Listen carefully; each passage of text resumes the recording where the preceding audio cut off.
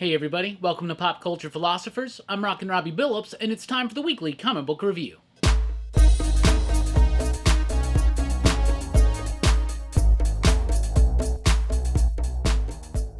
That's right everybody, thanks for checking out the video. I am Rockin' Robbie Billups. This is the weekly comic book review. It's the show I read a lot of comic books, and I'll let you know what I thought about them, but before we get into that, I gotta give a big shout out to David Hatch and HC. Both have been supporting us over at Patreon for a while now, and I really do appreciate the support. I just wanted to say, homies, you rock, keep on rocking. Thank you so very much. If you want to join them in support, you can do so at patreon.com/PCP. Anyway, let's move right on with the pick of the week. This week's pick of the week, Decorum, number 4. Yeah, Decorum number 4. Yes, number 4. Yet again, Decorum is the pick of the week. Sorry, y'all. It just so happens to be the case again. This book blows me away. Now, if you had read issue 1 and were a bit confused, and then read number 2 and were even more confused, and then you read issue number 3 and you were like me and you're like, I think I get the gist of this story. Well, number 4 is going to confuse you all over again, but it starts enriching this world, widening out this concept, introducing, or I should say explaining and delving into even more stuff that was set up in the early issues. This blew me away. Jonathan Hickman, it may not be the most clear story out there, but I'm picking up on it. I'm digging what's going on, but the artwork, holy cow. The artwork by Mike Huddleston is next level. The amount of imagination and innovation and just absolute balls that's put into Decorum. I love this book so much. It's got a quirky sense of humor, but it's got these really expansive ideas. And in this issue, we start delving into the idea of what's going on with this seed. Who are these people around the seed? How is this tied to the Church of the Singularity? And all that kind of jazz. And the artwork is gorgeous. Yet again, just gorgeous. The way that Huddleston's flipping styles from scene to scene when it's thematically relevant really works for me. This book blows me away. The like I said, the imagination, the innovation, this is a incredibly creative book. It's a bold book. It's daring to go where no comic book goes before, and I'm just loving it for it. I love this. It may not be super clear to some people, but the more you invest into it, the more you're going to get out of it. I am absolutely cuckoo for Cocoa Puffs when it comes to Decorum, and issue number 4, to me, was the best issue yet. Like 100%. 100%. This book is damn near flawless because it hits a level where it can't even be judged. Does that make sense? Decorum number 4, the pick of the week yet again. I'm loving it. From Image Comics, Jonathan Hickman, Mike Huddleston, and company. Definitely worth checking out, especially if you like a challenging read, especially if you like a book that's trying to reach out, that's trying to go a little bit above and beyond where a typical comic book will do. Seriously, Decorum number 4 blew me away yet again. Fantastic stuff. Also from Image, we have Gideon Falls number 24. Now that we know that this is wrapping up at issue number 27, it made reading this one a little bit bittersweet. However, this is a great, like, Western horror action issue. I loved it. The artwork by Andrea Sorrentino, just like every single issue of Gideon Falls, is incredible. The composition, the panel design, the page layouts. You add in the coloring by Dave Stewart, beautiful, striking, bold colors that really help accentuate the tone and atmosphere of the story. And Jeff Lemire, he can do no wrong. He's just one of the absolute best writers in the industry, and Gideon Falls is one of those books that's proving exactly why I keep saying that. Gideon Falls is one of my favorite comic books on shelves. It has been for 3 years. It will continue to be so, I'm sure, until its final issue in November. And I'm just telling you, when you get Lemire, Sorrentino, and Stewart together, and Steve Wands on the lettering, it's a no-brainer. If you're liking Gideon Falls, you're going to love this issue. We're definitely hitting a climax, but it's so much fun getting there. And like I said, this book is incredibly effective at being chilling and creepy and providing that atmosphere in a very direct yet subtle type way. I love it so much. Gideon Falls number 24 out this week, slightly bittersweet. Also from Image, I read A Man Among Ye, issue number 2. Loved it, just like I liked the first one. So this stars Anne Bonny. It's a pirate tale. It's Anne Bonny's on this pirate ship, and none of the dudes want her there except for the captain. The captain's cool with her. Nobody else wants her there because she's a woman. But it's more than that. And then there's this stowaway, and they find out in the end of the first issue that the stowaway is not a little boy, but it's a young lady, right? So they develop it out a little bit further from that. The crew starts having like ideas to go against Anne Bonny, and it gets ramped up in a really fun way. It made me feel like watching Pirates of the Caribbean again, and I don't really like those movies, so I'm just going to keep reading A Man Among Ye. I like it. If you like seafaring, high adventure on the seven seas with pirates and all that kind of stuff, I definitely recommend A Man Among Ye. This book is well crafted. It's got great dialogue, a great paced script, and the artwork is very, very efficient at what it does, and it has no wasted lines, and everything flows incredibly smoothly.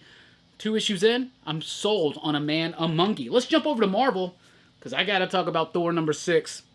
Y'all, Thor number 6 was crazy. So I've been digging Thor just like most other people. I've been liking it, but I've been like, it's okay. It hasn't hit me as hard as, say, some of Donny Cates' Venom work, or his Thanos work, or even Cosmic Ghost Rider, and other things like that. So I was fearing that this was going to be kind of like a Guardians of the Galaxy thing, where Donny Cates' Guardians of the Galaxy was okay, but it didn't blow me away. Holy cow, issue 6 of Thor blew me away. There's some major things that happen. And the biggest thing that happens in here, to me, is what gets revealed towards the end, about possibly revealing where Donny Cates is going with his Thor run, and I'm loving it. Nick Klein, Matt Wilson, totally handling the weight of the story, the cosmic scope of it, and Donny Cates really starts throwing those Donny Cates curveballs out in issue number 6. Big Marvel moments happen in this issue. People will be talking about it. This book is already starting to get hyped up, starting to sell out at places, so go ahead, call your shop, let them know you want it, because you may miss out. This book is awesome. It's really cool. It's the conclusion of the first arc by Donny Cates, and he completely nails it. Seriously. The ending of this story was even more compelling than the beginning of the story. And Galactus showing up and giving Thor cosmic powers to make him his herald to defeat the Black Winter approaching, that was a really cool concept. But what gets revealed and what happens at the end is even more mind-boggling and exciting than that. I loved this issue. The art was great. The story is fan-frickin-tastic. Thor number 6, a very, very strong finale to Donny Cates' first Thor arc. Maestro number 1 is here. Peter David, Herman Peralta, and Del Keown. So this is the origin of the Maestro. The Maestro, of course, is an aged Hulk who's kind of dominated and taken over everything. We've seen him in Future Imperfect with amazing artwork by George Perez. And I like the Maestro. I like Future Imperfect. This was really cool. It's his origin, but the artwork really sells this. It starts off with Del Keown, then it goes into Herman Peralta. I think, as much as I love Keown, Peralta's artwork really blew me away, and I'm loving it. This was really cool. It all made sense. The character of Thor was right there. It says some things about humanity and about society's self-destructive pattern of behavior, and I really, really like that. I like how it ties into the Hulk's own psyche and his own problems, and I really, really enjoyed this. I thought that this was going to be mostly a cash grab, to be honest. I've never really been that excited or fulfilled when they go back to the world of the Maestro or explain anything about that, but this, the origin story, really sold me, and I really liked it, and definitely worth checking out. If you're a Hulk fan, if you're a Maestro fan, or even if you just like nice, bombastic Marvel comics with good artwork. Great artwork, actually. I highly encourage you to check this one out. This one's not a dud, it's a winner. Maestro number 1. Let's get into all the Empire stuff, but let's start with something really good. The Swordsman One Shot by Alex Paknadel, with artwork by, who is it? Thomas Notchlick. Really liked this one. So the Empire stuff's been kind of like it would be an okay Avengers Fantastic Four crossover, or just a solo Avengers story or a Fantastic Four story as an event, as I've said many times on the channel. It's just not working for me. But what I really like about these 2 one-shots that Alex Paknadel has done is that it's gone into the characters involved. So just like he did with the Celestial Messiah, in this one he starts exploring swordsmen. Swordsman's motivations. What's going on there? What happened to him to make him take this villainous turn? What happened in order to get his son, the Celestial Messiah Koi, what got him on board with it? What did humanity reveal about itself? What did sentient life, flesh life, reveal about themselves to warrant the wrath from the pain of swordsmen? And that's what Alex explores in this book. The artwork is pretty solid. The story is resonating, and I really, really liked it. I'm not really digging on the Empire stuff. I think, like I said, it'd be fine as just an Avengers Fantastic Four crossover, but as a giant line-wide event, it's just not working for me. But these slower, subtle, more human moments really, really worked for me. Alex Pagnadell blew these two one-shots absolutely out of the park. Knocked him out of the park, I should say. You don't blow a home run out of the park. That's a weird thing to say. If you could just physically blow a baseball out of a baseball park, though, hats off to you. That's pretty dope. Anyway, Lords of Empire Swordsman, pretty freaking solid. Captain Marvel number 20. I've been talking a lot of smack about Captain Marvel, kind of feeling like it's boring, it's meandering around, it's not raising any kind of stakes, and the Empire tie-in is kind of frivolous and not really super necessary, not even very connected to the event, and I still kind of believe some of that stuff, but issue 20 was actually pretty good. I like this one. We get a little bit more information, we get some really nice, fun moments between Carol and her half-sister, L'Oreal, right? Really interesting character. There seems like there's going to be some fun to be had with that character going forward, but it really just kind of slightly ties into Empire. I mean, it happens during the events of Empire's Omnibus. Obviously, Carol's got, you know, the Accuser hammer, and she's sharing the power now with War Machine and Hazmat and Spider-Woman. But this issue kind of captured the feel and the vibe that I usually expect and love from a Kelly Thompson script, and I really did appreciate it for that. So I actually like this issue of Captain Marvel number 20 after talking all the smack over the last few weeks. But it is what it is. Empire X-Men number 4 is here. This is the final issue of this miniseries. It's credited solely to Jonathan Hickman, so I was like, oh, better pay attention. That's right, you gotta pay attention to this one. Really cool, decent finale, but this was a very powerful issue to me. First off, it addresses the Scarlet Witch mistake that she made in Genosha, and why we got all these mutant zombies running around. And now we got a plant army because of Empire, and that's fine, and that's just kind of set dressing really for it. But this had a really great conversation between a resurrected mutant and a zombified version of that same mutant. And they had this conversation that I thought was funny, but at the same time delicate. And I thought it was exceptionally cool because of that.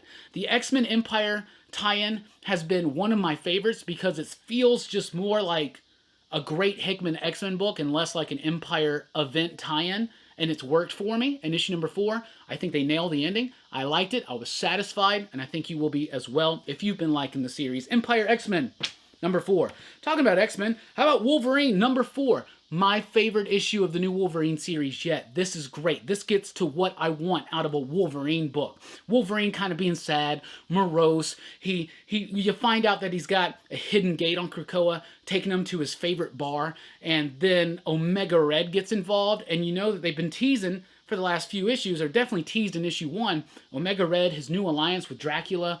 That starts exploding out. You got Victor Bogdanovic doing the artwork, and I really, really like it. I think it's gritty, but it's still comic booky, and it feels great. Benjamin Percy understands the character of Wolverine, and it comes through. It shines through in issue number 4. If you're an old school Wolverine fan like I was, if you like the Chris Claremont, John Buscema stuff, if you like the Larry Hama stuff, definitely check this one out. I think you're going to like it. This, to me, felt more like an old school Wolverine tale.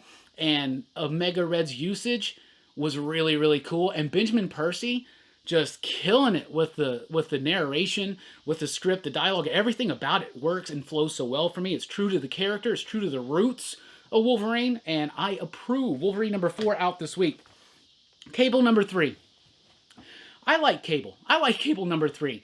I like the more gritty, older version of Cable better, and I even like the more gritty, more seasoned version of Kid Cable that we had in Ed Brisson's X-Force run. But this this Duggan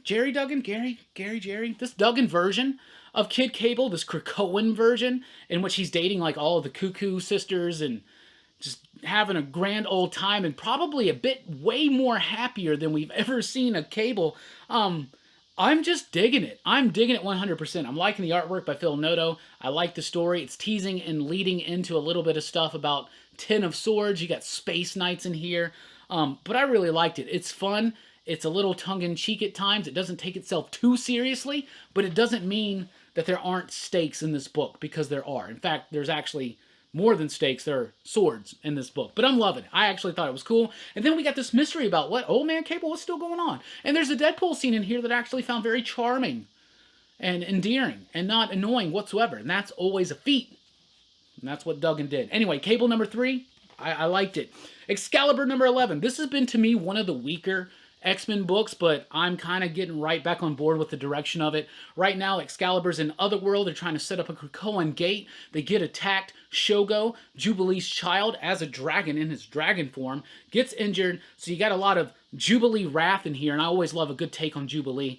I grew up with, the X-Men animated series, and Jubilee was the way Shadowcat was for a lot of people during the early Claremont days. That's what Jubilee was for me in my introduction into the X-Men. I read X-Men before that, but Jubilee on that 90s show, man, that was like kind of like what they did with Rogue in the X-Men movies. Like, that's how the audience gets introduced to the world and blah, blah, blah. Anyway, Jubilee did that for me. You got a nice Jubilee cover here. That's cool. But anyway, I'm liking what Teenie Howard's doing with this idea of mutant magic and how it relates to Apocalypse and even to the past of Apocalypse. Some really interesting stuff starts being revealed in these pages, and overall, I am liking it. I've never really been the biggest fan of the Otherworld realm or the Excalibur and Captain Britain stuff, aside from when like Alan Moore was doing Captain Britain. That stuff's pretty dope.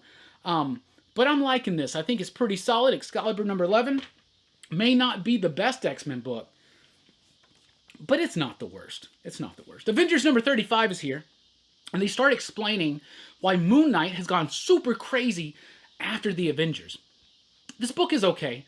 It's got a little bit of inconsistent artwork. It's okay. At times it seems kind of clean. Other times it seems a little warped and discombobulated almost in a way. Hard to describe how it came across to me. But Jason Aaron's been laying out this mystery of basically these totem powers in the Marvel Universe that have existed for millions of years, right? We're talking about the Phoenix Force. We're talking about Mjolnir. We're talking about the Panther power. We're talking about the Spirit of Vengeance and the Iron Fist. How is Moon Knight involved in all of this? Well, you start finding out a whole lot more. And you start finding out a little bit more about what the purpose of certain things, like even the Star Brand, actually is. So I think Jason Aaron's doing a decent job, but he's taking way too long to get to this stuff. And this Moon Knight story is interesting and it's exciting, but this issue wasn't as exciting to me as the previous 2 issues were. It was still good. It was okay. But at this point, I'm like, Jason Aaron, let's get to the point, wrap up your story, and let's get a new team and direction on the Avengers. Because it's kind of wearing thin on me. It's not a bad book, but it's just taking too long to reveal all this stuff that should have been way bigger of a deal. This would have been a better tie-in. What's going on in this story would have been a better big event to do than Empire, in my opinion. But, c'est la vie, as the old folks say. It goes to show you never can tell. That's from a Tarantino film. It's actually from a song that's used in a Tarantino film. But as I'm sitting here talking about Pulp Fiction soundtrack, that means that this Avengers issue is pretty cool, but it's not super grabbing me, and Avengers is in no way a must-read right now, but it's still pretty interesting and decent. It's okay. It's okay. Let's jump over to Ant-Man. Ant-Man number 5. This is the final issue, written by Zeb Wells with artwork by Dylan Burnett. Really like the conclusion. It's been a goofy, silly, fun Ant-Man story. I'm glad it came back in print. Originally they put 4 and 5 out digitally only, and now they actually release them in print, so that's kind of cool. It's a Scott Lang Ant-Man tale. I don't expect too much from it. I just expect to see a little bit of father-daughter relationship stuff and some goofiness. And you get some goofiness here, and I really like the setup for a future potential main big deal Ant-Man villain. Ant-Man needs some real villains, and at the end of this, I think they've set up one that could work incredibly well. Ant-Man number 5, that's the final issue of that miniseries, and then they've released a facsimile edition of Spider-Man number 1, the Todd McFarlane one. And I guess that's cool. I mean, I like a good facsimile edition. I like Marvel's. Marvel has a really good production value on their facsimiles. But Spider-Man number 1 from 1990, this book is still so easy to find.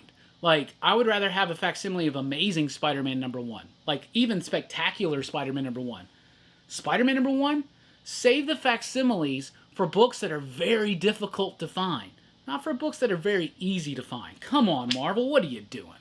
Next up, let's jump over to DC. Let's talk about Dark Knight's Death Metal Guidebook. This is a one-shot comic book, $5.99, kind of like the Legends of the Dark Knights one. That was a one-shot that had a bunch of stories explaining some of these Dark Universe Batmans and their origins. This one is kind of the flip side of that. It focuses on the heroes. So you got some short stories in there. You got a decent Harley Quinn story by Chip Zdarsky. You got an Aquaman story by Becky Cloonan, and you have others in there. But the main story by Snyder, Williamson, and Tynion involves explaining the gap between Scott Snyder's Justice League run and the end of that, and the end of Hell Arisen, and the beginning of Death Metal. Like, a lot of time passed. A lot of stuff happened. In fact, the entire world fell to the Batman Who Laughs.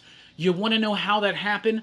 Systematically, methodically, right here in the guidebook. This book was awesome. It did a great job of filling in those gaps, but still feeling epic, feeling essential. This is an essential tie-in to Death Metal. If you're loving Death Metal, you do not want to miss this one. Like I said, it reveals a whole lot of information about what happened in the gap between the end of Scott Snyder's Justice League run and the beginning of Death Metal. It definitely 100% shows and explains to you how the multiverse fell, how the heroes lost. And it was splendid, it was fantastic, and I enjoyed it. And the backup stories were really cool. The Chip Zdarsky one's great, the Becky Cloonan one's great, there's a Vita Ayala one involving Poison Ivy and Wonder Woman that was pretty nifty as well. So I liked this book, I thought it was super strong, and if you've been liking metal, you definitely want to get that. You do not want to miss it. From DC Black Label, we've got Wonder Woman Dead Earth number 4.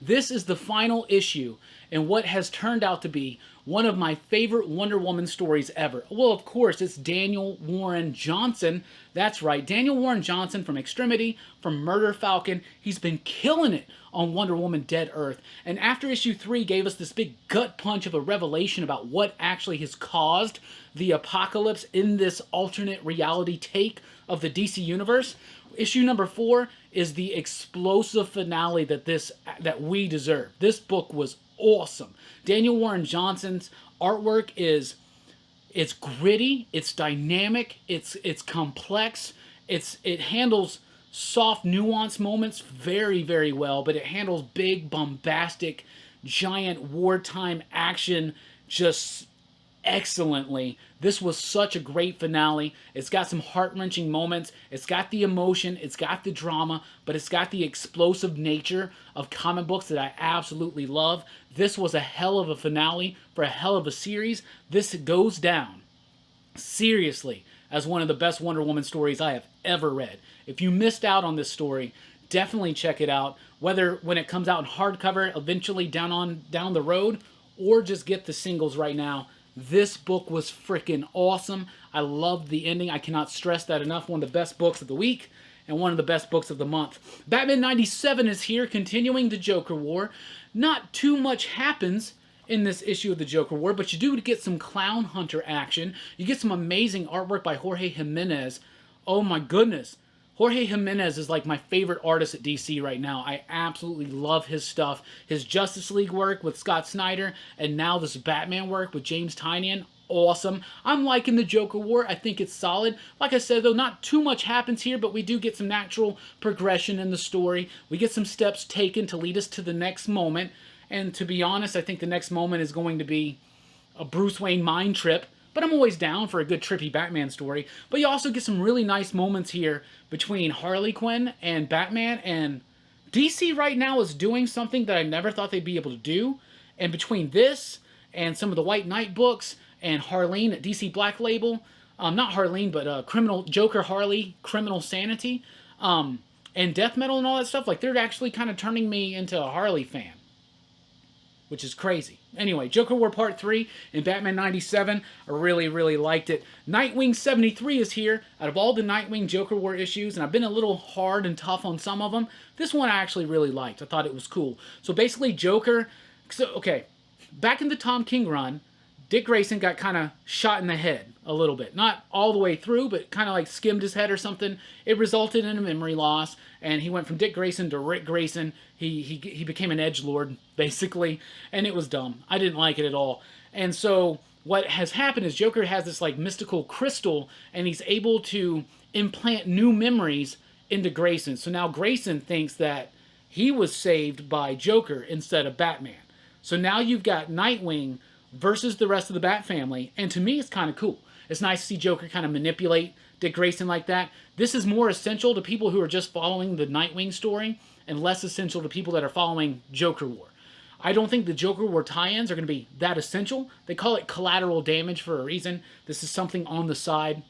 And what's ultimately going to happen with this story is that Rick Grayson will become the Dick Grayson that most people know and love. So that's cool and that's interesting. But Dan Jurgens is actually making the best out of a bad hand that's been dealt to him, to be honest with you. And Nightwing 73 was pretty decent, and you do get some Punchline action in case you're looking for that. Speaking of Punchline, Harley Quinn 75 is here. This is the final issue of Harley Quinn for now. You know, they can't let it just lie there stagnant and silent forever. It will be back one day. Anyway, this is a big finale of Harley Quinn. I read through it. Most of the stories didn't really do much for me, but it is kind of slightly a Joker War tie-in because it does have a story that 100% lets you know how Harley survived getting her throat cut by Punchline. So you definitely want to see that, and to me, that story alone made Harley a bit more badass in my eyes, 100%. So Harley 75 is here. It's going to be a little bit hot, so let your shops know that you want it if you get a chance. Justice League number 51 is here. You know we're just biding time till issue 53 till Joshua Williamson pops in for the 5-issue Doom Metal story. You know we're just waiting on that. You know I'm waiting for that. But I noticed this was Jeff Loveness, and I was like, you know what? Even though these are filler issues, let me check it out. I really like Jeff Loveness. Jeff Loveness was the writer of a really great tie-in filler issue for Shazam recently. Strange Skies over East Berlin and Judas, both of those books from Boom.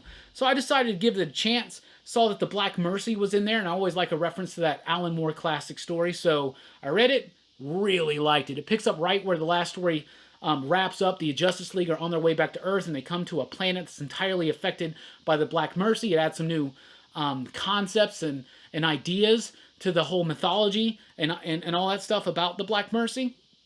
And I really liked it. You had Robson Rocha on the artwork. I thought the artwork was very solid. It's just a 2-issue story, and I hate waiting for a relevant story, but that's what we've been doing since Scott Snyder left this title. They've all been filler issues, and we're just waiting until Josh Williamson comes in to do the 5-issue Doom Metal, Death Metal tie-in.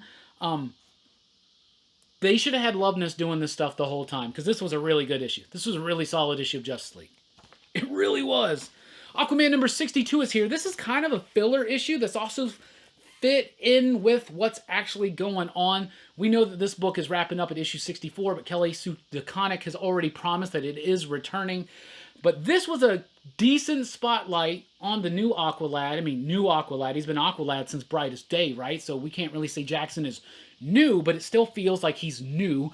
And so we're still dealing with him. We got some scenes with him and Black Manta, his father, and his grandfather is the form of an AI. And that's interesting. We got some Zebel action there, and it's okay. It was an okay issue. It's written by someone completely different. Somebody Clark. Let me see if I can figure that out. The artwork's pretty solid, though.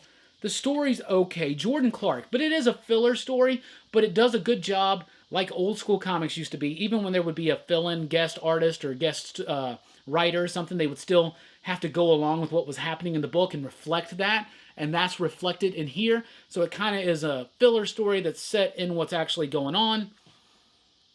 But Aquaman's just okay right now. Just okay. Metal Men number 9. And I'm so glad that the shutdown... One of the good things... I'm not glad that the shutdown happened. One of the good things about the shutdown happening is I got to catch up on Metal Men. And I'm really glad I did because I love the hell out of this book. I was not impressed with the first couple issues, but I'm kind of like completely hooked into this book right now. It's a 12-issue series. This is issue number 9. It's Dan DiDio, Shane Davis. But it's cool. It's a great interpretation, exploration on the Metal Men, what makes them tick. It gets deep into Will Magnus and reveals some stuff that we never knew before, maybe making him not quite such a good guy, but then it's starting to come back around itself. And I always love a good chemo story, and this one really, really was. Metal Men number 9, I'm kind of sold on it. I really kind of like this book. Kind of like it a lot. But number 9 kind of was awesome. Seriously, I'm just as surprised as you are that I like Metal Men as much. Wonder Woman Annual number 4. The last 2 issues of Wonder Woman have been amazing. Mariko Tamaki has been doing a great job with the first 2 issues of her art. We bring back Steve Orlando for a one-shot story. Exercise, obviously, is an annual, and it's okay. It's okay. It's just okay. It's an okay, average Wonder Woman story. And that's what Steve Orlando was doing, and there's nothing wrong with that. But I wanted something a little bit more. And so far, Mikkel Hanen and Mariko Tamaki are doing that for me. So this was a little bit of a disappointment. It's a solid issue, but it's not as good as the last 2 issues of Wonder Woman proper. Let's jump over to Boom Studios because we got Power Rangers Draken. It's Draken, right? New Dawn, number 1. It's a 3-issue series after the events of the one-shot Ranger Slayer story. So after Shattered Grid, Draken was defeated, and in the Ranger Slayer one-shot, which has its second printing today, Kimberly goes back to that world. It's a reality where Tommy Rose killed Rita and became the big villain and kind of took over the entire world, if not universe, right? He wanted to take over the multiverse. That was what Shattered Grid was about. So now, Kimberly Hart, the Ranger Slayer from this reality, has gone back to her reality after Draken's defeat, and now they need a new leader. They need a new Draken. Because even though, what I like about this is that you explored the idea that even if you take out the leader of a terrible, like, totalitarian regime or something, something's got to replace it. Well, maybe the Ranger Slayer should replace it, right? Or maybe not. I don't know. Thought this issue was pretty solid. Wasn't as good as some of the more proper Power Rangers stories, like Mighty Morphin and Go-Go, the Ryan Parrott, Cena Gray stuff. But it was decent for a 3-issue story. I'm excited to see where they're going. I'm a big Power Ranger fan. And the Power Ranger books are fire right now. And you got that cool Draken foil cover. You know I'm down for that. Also from Boom, we have Once and Future number 10.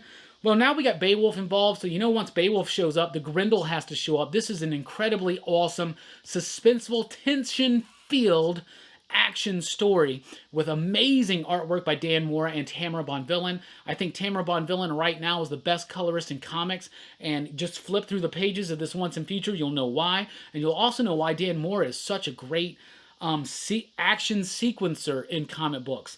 Fantastic stuff, and Kieran Gillen's really, the way he's approaching this story, it feels different from other Gillen work, but it feels so appropriate. It feels like a fun, tongue-in-cheek at times adventure with some high stakes and some haunting imagery and great sizzling, popping, crackling action. And while we're at it, snapping, snap, pap, crackle, pop. Anyway, Once and Future number 10 blew me away. I love this issue. I thought it was great. And the artistic interpretation of the Grendel by Dan Mora,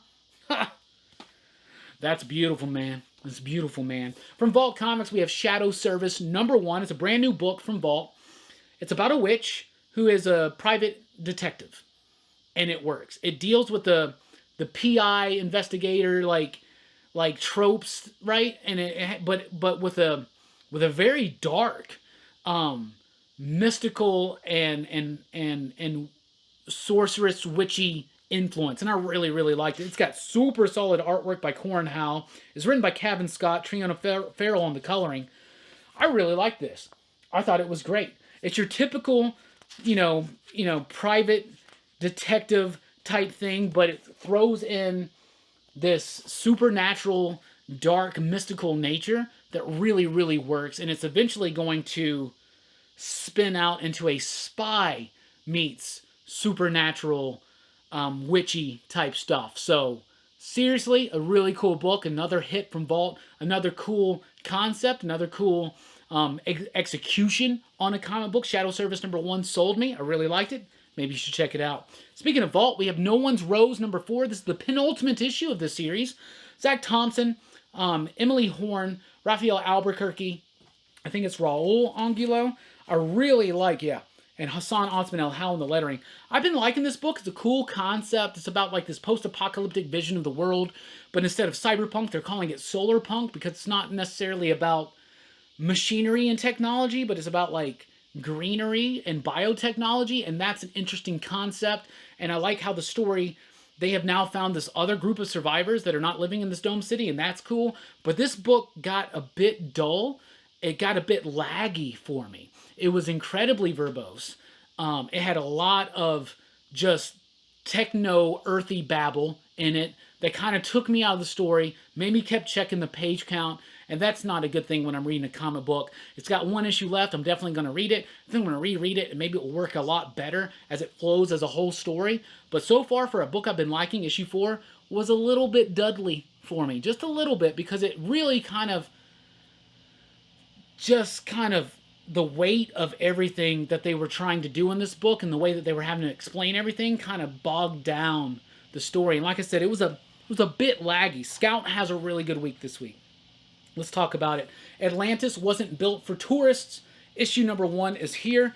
This was really good. It's written by Eric Palicki with artwork by Wendell Cavalcanti and Mark Dale on the coloring, Sean Lee on the lettering. I really like this book. So there's this town called Atlantis in Atlantis County, and in a typical First Blood fashion, someone just kind of wanders into town and gets attacked by vampires. But not all is what it seems. So something fishy's going on with this town, but something's also fishy going on with John Rambo. My bad. It's not John Rambo.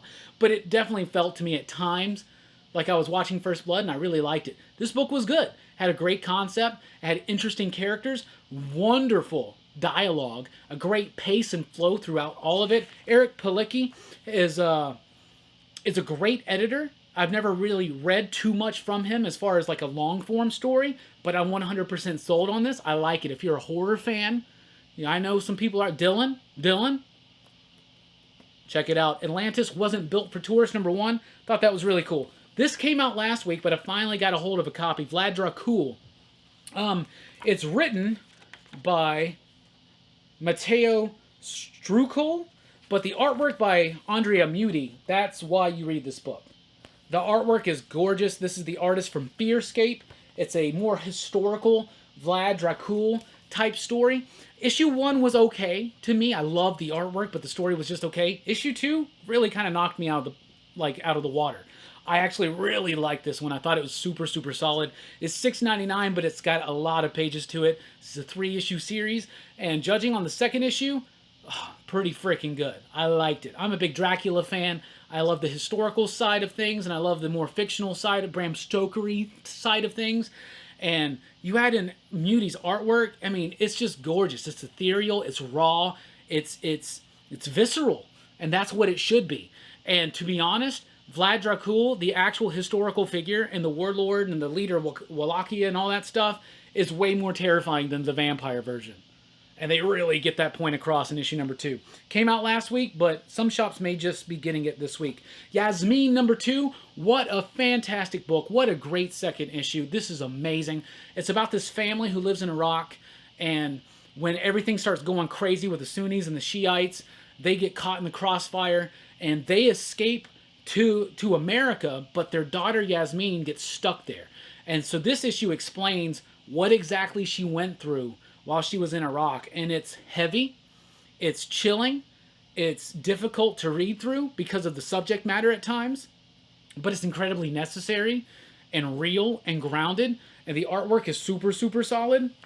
This book is something else. It's got nuance to it, it's got great character work, and it's saying something, and it's saying something incredibly powerful. Yasmin is really, really good. The second issue is out this week. It Eats What Feeds It. Issue number 2 is out this week. Just like the first issue, I like it. The story gets a bit cliche at times, but I can forgive it for that because the artwork, oh my goodness, Gabriel Ayumazark, the artwork on this book is so freaking good. The coloring, it's creepy, it's atmospheric, it's chilling, and it's working. The story is okay.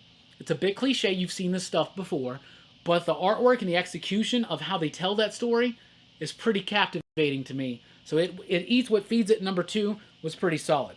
We have the last issue of Hotell for now, because John Lees was on Twitter and said the last issue for now. That's right. They even make a reference to it towards the end of here. So this is the final issue of this anthology about a small hotel on the side of the road with 4 rooms, and each issue is delved into the story of each room. This is a great one. It's kind of like a Exorcist type issue with a big twist at the end that ties it all together with the mystery of this hotel. And it was a solid issue as it's going through. But I'm like, there's got to be something that's like weighs this down. There's got to be something that just like hits you. And man, do they hit me. Seriously, just look at the cover. Trust me. If you've been liking Hotell, this one's going to kind of blow you away. It's going to take you by surprise. It was a very chilling ending, and I'm like, I need more Hotell in my life. Like Dylan says, I need more Hotell in my life. Archangel 8, number 4 is here. Penultimate issue. Both of these, by the way, from AWA Upshot. Archangel 8 has been a book I've been liking. It's about like this angel assassin sent to go kill another angel assassin. But issue number 4, I'm completely lost. Maybe I just don't remember what happened. Maybe I've been reading too much in between. Maybe it's been a while since I read issue 5. I don't know. This book lost me. I had no idea what the hell was going on. 100%. I can't even really review it. The artwork was great. Like, the dialogue was great. And I was like, oh, I mean, they're saying some stuff. Like, I don't know what the hell's going on. I'm super lost and confused. I know I read issue number 3. But it's time to sit down and read all 4 before the 5th issue and final issue comes out. Because I like this book, but yeah, I am lost as hell in issue number 4. I don't know, something. Dead Day number 2 is here. This is from Aftershock Comics. Dead Day is a fantastic book. I reread issue number 1 last night to get ready for issue number 2. It's been months since I've read it. Maybe I should have spent some time reading the first 3 issues of Archangel 8. But Dead Day number 2 blew me away. I really loved the first issue. It was a great concept. Every so often when the stars and planets and the moon align right, the dead, some of the dead, come back to life for one day and one day only. So the first issue set up this woman who has a family now, but she has an ex from 15 years ago. He was killed. And now he's back, and she's got this deal with her husband. She's like, if he comes back, I'm going to have to go with him. And at the end of the first issue, you find out that not only does she go with him, you think they're just going to, like, go to, like, you know, bump some uglies. And since he's a corpse, I mean, that would really be bumping uglies. But it's more than that. They're going to go kill somebody. What? Why? It's all tied into why and how he died. And this issue kind of picks up from the revelation at the end of issue 1. And it brings it through a little bit, but it's got some great dialogue. It's got some great scenes. And I really liked it. Dead Day's an interesting concept, and so far, decent execution. From IDW, we have Voyage to the Stars, issue number 1. If you flip through this, you're going to look at it and be like, oh, this looks like a kid book or something. This is not a kid book whatsoever. This is a mature reader's book, but it just didn't do anything for me. Earth is destroyed. There's like a few survivors that are out in space, and it's about their adventures. It's a little irreverent. It's trying to be a little edgy, but it just kind of feels silly to me, especially because it's got this very cartoony, all-ages artwork to it. The tone of the artwork and the story just don't match up for me. Plus the story, it's just not that intriguing to me. The characters didn't do anything for me. It was very much a struggle to get through this one, so I would not recommend Voyage to the Stars, unfortunately. And finally, let's talk about Kids number 6. This is the final issue of the first arc of Kids. Don't worry, Kids will be coming back, and I'm very excited about that. It's about a group of kids banded together as a family, basically, through a zombie apocalypse. And I've been loving this book, singing its praises. It's got a great, like, Saturday morning comic strip, Sunday newspaper comic strip type style to it that really fits the idea that they're kids, but it handles, like, the weight of the story as well. But man, what bullshit this is. This is complete bullshit. So you got an entire comic book here, and you got 8 pages that's the finale of the story. And then the rest of it, you got some extra bits here from the story that's kind of cool. There's a character in the book, for instance, that filmed everything. They called him Spielberg, and it shows some of his footage, and that's cool, and that's cute, and that's neat. Then it's got a bunch of extra background stuff, like sketches and things like that. But literally only 8 pages of this, that's the conclusion of the story. And it's a good conclusion to a great story, okay? The conclusion is fine, but 8 pages? You're making me pay for a full issue where it's just 8 pages? Why didn't you just make issue 5, like, extra sized? I would have paid an extra $1. What the hell? Sorry, y'all. As much as I love this book, as much as I love even the conclusion of this book, only 8 pages of conclusion in the final issue and everything else is just BS? This is bullshit. What the hell, ablaze? Anyway, that's what I read. That's what I thought about it. What are you reading? What are you digging? Let us know. What's your pick of the week in the comments down below. Thank you so much for checking out the video. I'm Rockin' Robbie Billups. Please do join us over at popculturephilosophers.com for podcasts, blogs, advanced reviews, and a whole lot more. Please do like, share, subscribe, click the notification bell so you don't miss a single video. And like I said, I'm Rockin' Robbie Billups. Thanks for rocking with us. Keep on reading. What the hell, ablaze? That's bullshit.